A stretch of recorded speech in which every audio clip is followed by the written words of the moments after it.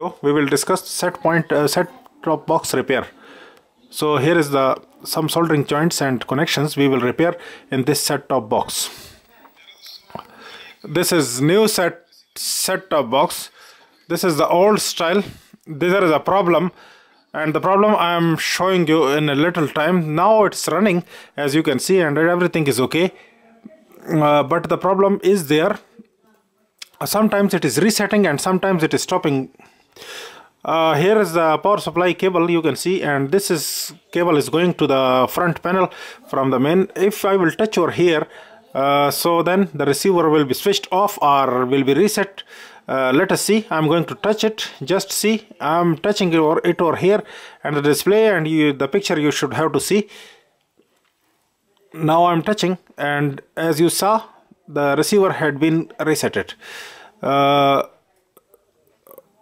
So after touching, this is going to be reset or switched off, something like that. Now I'm going to remove the power from the power plug and then reset it again. Now it reset it again. The problem inside, maybe there will be a problem with this connector, or somewhere in the board, or somewhere in the power supply there will be a problem, but seems that it could be a dry solder or a loose joint problem. I'm going to dismantle this receiver and then will show you all details. So here is the receiver. We are going to remove the covers from, and the boards, everything. For the covers there are a few screws, 6 or 4, something like that, and removing them, I can remove the cover by sliding. I just removed it. Now I'm going to show you inside. Inside you can see there are 3 boards. This is the power supply, then the main board, and third is the front panel control. There will be some problem inside. There are some loose connections or some dry solders or some bad connections are there, as the problem is showing like this. We will find out the problem where it is. From here it is not clear. We will open every board and then we will see. Actually, the loose connections and the dry joints are difficult to diagnose, but they are very easy to repair. Soldering joints are irreliable items in a piece of equipment like this. I'm going to open this board. A few screws are there. These screws I will lose. All screws are removed, and here are 2 nuts. You can see these are for the tuner or input section. Just I'm going to remove these nuts and washers. After removing them, we will be able to open. There are 3-4 screws more, which you can see over here. All these I will open. Opening all these screws, you can see the back cover will be removed from. So we will wiggle a little bit, and then somewhere like this, the back panel will be removed. So by wiggling, you can see we just removed the board from, and then with a little effort the back cover came off, something like that. And then this board we can remove it from, and the connections also we will remove from the front panel as well as the power supply. Both connections we will be removing, and then the board will come in hand. Now look at the board very carefully. If there is some loose joints or something like that, we will just wiggle a few components if we will get some loose points. And this connector also we will have to wiggle, and also we will see if this is dirty or dusty, something like that, but it's not the case. Everything is good over here in this board. We will take care to carefully inspect and keep it tight. Then we will proceed to the next board, and that is the front panel. The front panel we will have to remove. 4 screws are there on the sides. Those we will remove, and removing those 4 screws, the front panel will come off very easily. And then in the front panel there are a few screws further, which is keeping the PCB to the front panel. We will have to look at over here if we will get some loose points, or otherwise we will remove the board from. This is the connector. You can see this is a suspect area, but hope it is also good that we cannot see any loose connection, so better we will have to remove this board from, and then we will wiggle it. Components we will wiggle. The front panel has been come in our hand, and this is the front panel. Here a few components are there which we will see for the loose connections. The big components we should have to wiggle. Sometimes they are creating loose points, but this is not the case. Seems that everything is good. Just I'm looking at this connection, but it is also okay. It's not a problem. Here is the power supply board. I just removed it from this power supply board. I have some serious problems.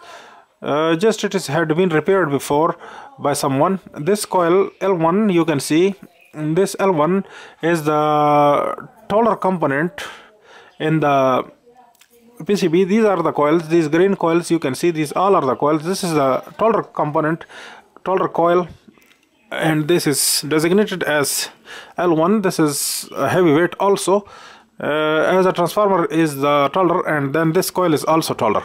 Now let us see the connections. Just I'm wiggling from the downside and then wiggle on the connections. Just you can see the connections are loose. They are just loose in the PCB, and somewhere the connections are broken.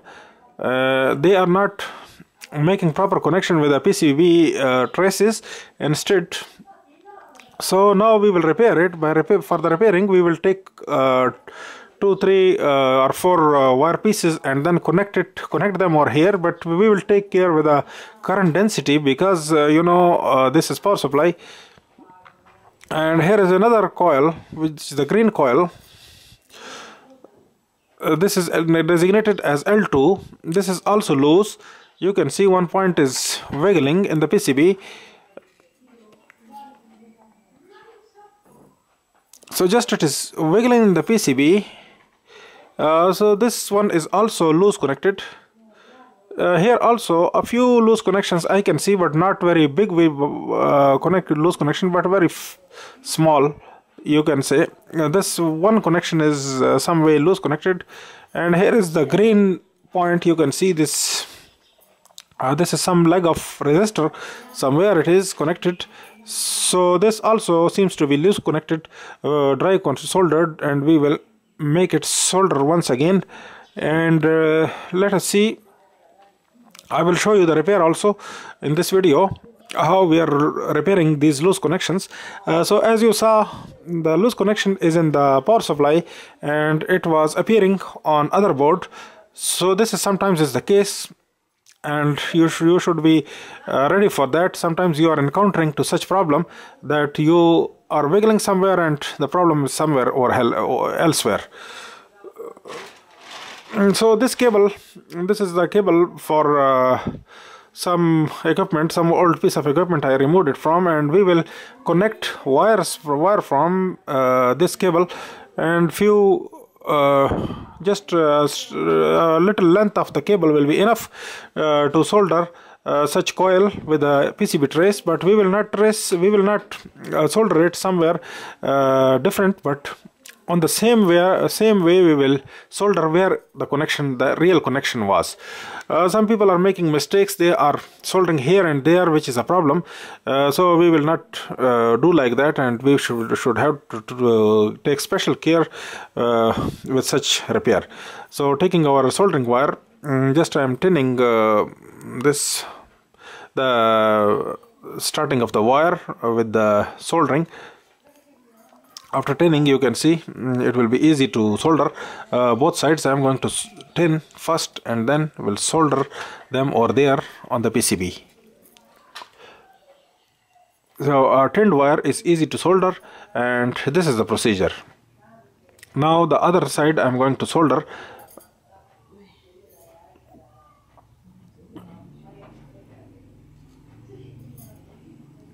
If you will make it a little bit round, then it is better, because it will make a good connection. So some way like this we are going to solder it. As you can see, now it is soldered. This piece had been soldered. This PCB, where it is starting from, we are soldering along with the PCB trace. You should not connect it somewhere else, but instead you will connect where it was. So this is the perfect repair for PCB, the trace repair, and this is very common. People are making such repairs. Now if it will be wiggled even, it will not create any loose connection, because this wire is a flexible connection, and the current will carry if it is wiggling or not wiggling. So it will be reached to the point where it should. This is a 3.3 volt power which is provided to the microcontroller in the board. Here you can see this, if we will read on the pin, this is read as 3.3 volt. So that's a very important voltage for the processor, and if it is losing, so then the receiver was resetting. So the other leg also we will connect it where it is. So one place we will connect it, and the rest of the circuit it will be connected, because other connections are there with the PCB. So here we connected another wire, another red wire also I connected for the current density, and here is the bridge. Just I provided bridge wire, so I connect it in the same way as the PCB was. And the other red wire you can see, and the black wire, they are parallel, because for the current density I took care so that it should not create any problem with the current density. This is the very important power which is provided to the receiver processor, and the processor is taking, as you know, a lot of power. It is taking tons of power while it is making processing. So now we are going to check with the meter continuity, but while we are checking on the continuity, we will take care with the reading, not with the buzzer, because this is power supply, you know. First we are checking the meter, and then what we will do, we will check first the connections. The continuity is there, this is okay, and then the surrounding traces we will take care. It should not be making any connection with the surrounding. There should be no short circuit. The beep is there, I can listen the beep, but there is a reading. This beep is why, because this is the secondary of the transformer. So the transformer has a very much low resistance, so that's why it is giving beep and low resistance. And the other side we are going to check with the ground, this wire which is along with the with this connection. So it's also giving beep, but it is giving reading, as you will see. I will show you the reading on the meter. So some 97, 98 reading we are getting. This is not ohm actually, this is continuity reading, but some ohms reading is still there. So some way 98 something you are getting, which is a good reading, which is not showing short. If it would be short, it would be 0. If it was 0, then it was a problem, but it is not. So this is good, and hopefully it will work. So this way we repaired our power supply. The other connection which was here on the green, I tied that connection, and the connector also. This one also I just resoldered, and everything is okay. Here there was a little flux, old flux, which I just cleaned it, because somebody made some repair before, and there remains a lot of flux, which I just opened. This diode also I am checking, but it is okay. Other components are good. So hopefully this receiver will work, and sure it will work, because everything is okay. Now we will fix everything back. Thank you for watching. Keep on watching, stay tuned, and like this video if you like it.